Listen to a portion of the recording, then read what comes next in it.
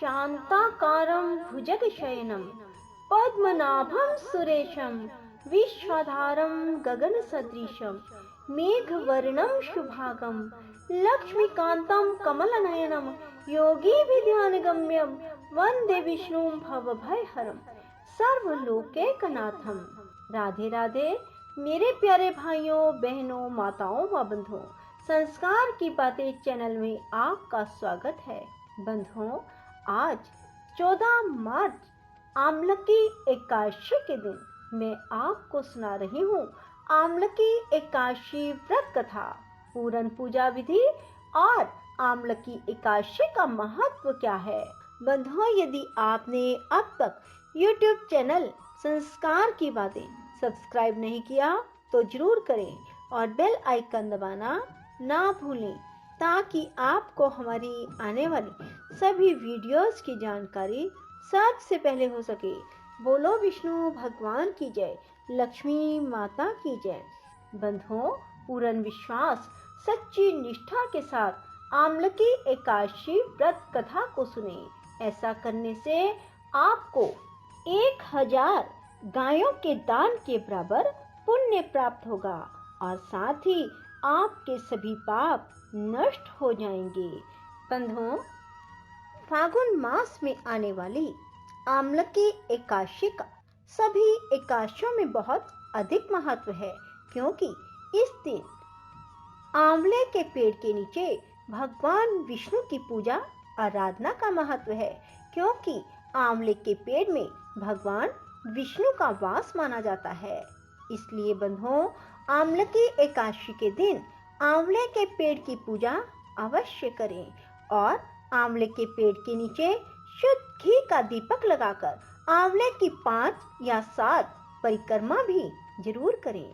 बंधुओं, आमलकी एकादशी के दिन प्रातः काल जल्दी उठें, स्नान आदि कार्यों से निवृत्त होकर दाहिने हाथ में जल और फूल लेकर संकल्प लें कि हे भगवान विष्णु, मैं अपना नाम, गोत्र और शहर का नाम बोलें और कहें कि मैं आज फागुन मास में आमलकी एकादशी का व्रत कर रहा हूँ या कर रही हूँ।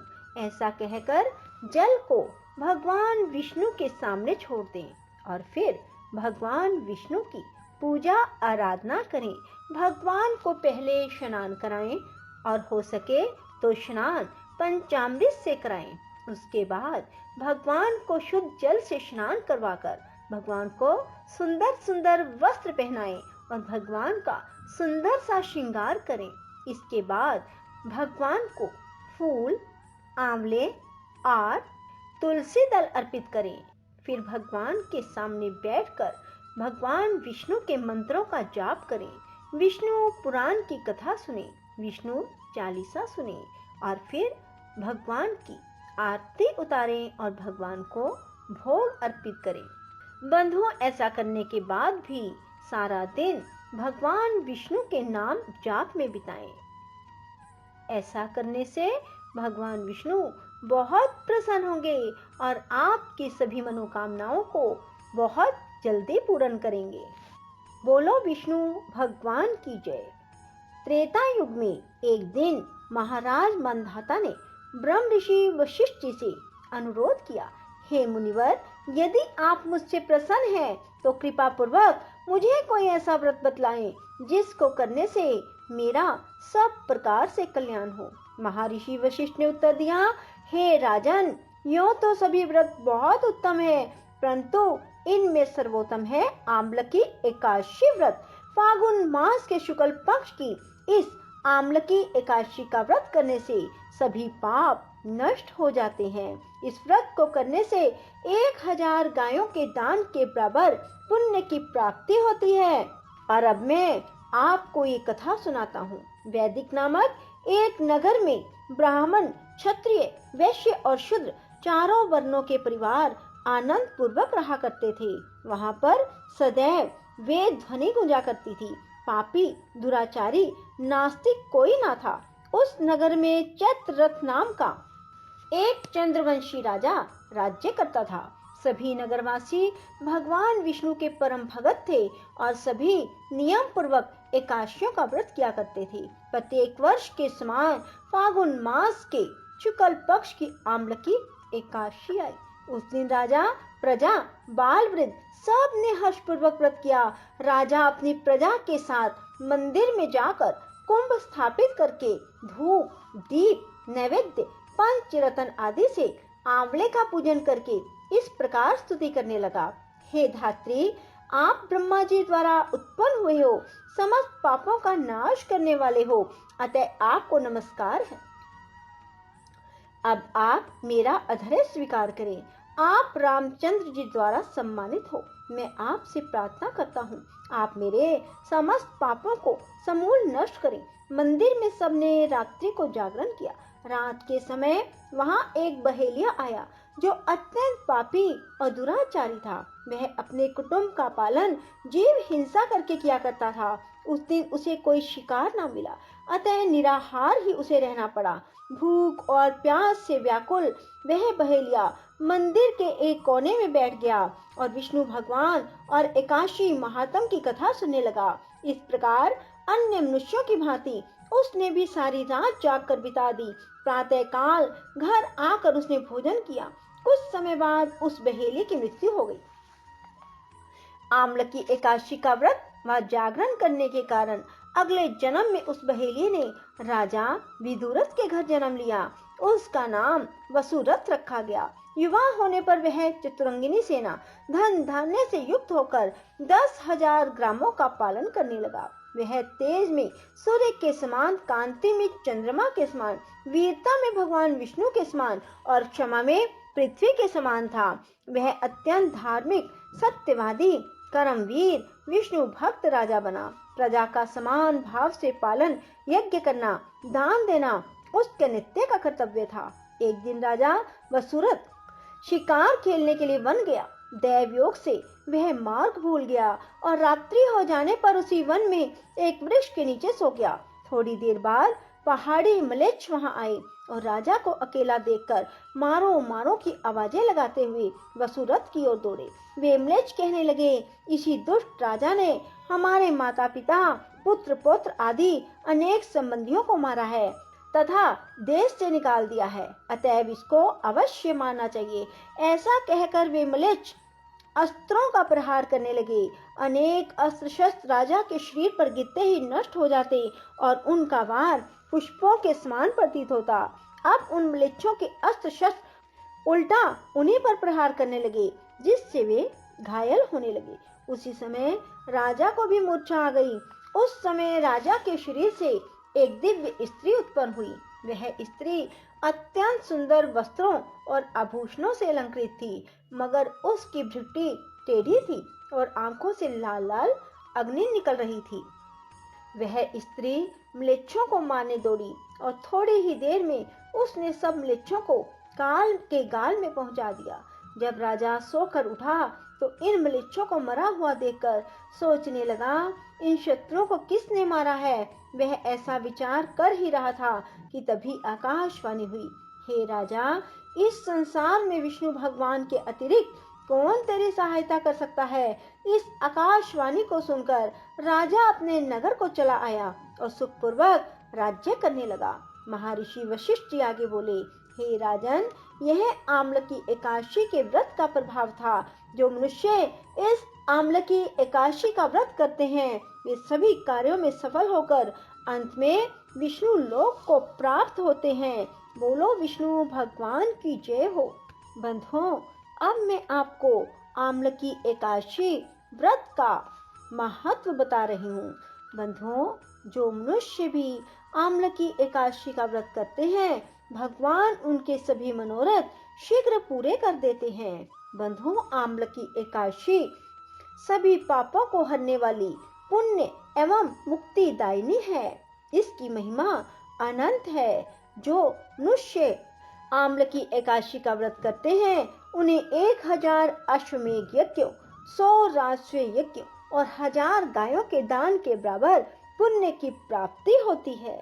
जो मनुष्य अपने मन में आम्लकी एकादशी व्रत करने का संकल्प मात्र करते हैं उनके 100 जन्मों के पाप नष्ट हो जाते हैं और जो रात्रि जागरण करते हैं उनकी आने वाली 10,000 पीढ़ियां स्वर्ग में जाती है। वे नरक के दुखों से छूटकर प्रसन्नता के साथ विष्णु लोक को जाते हैं। जो फल समस्त तीर्थों में स्नान करने से प्राप्त होता है वही पुण्य इस एकादशी की रात्रि को जागरण करने मात्र से प्राप्त हो जाता है।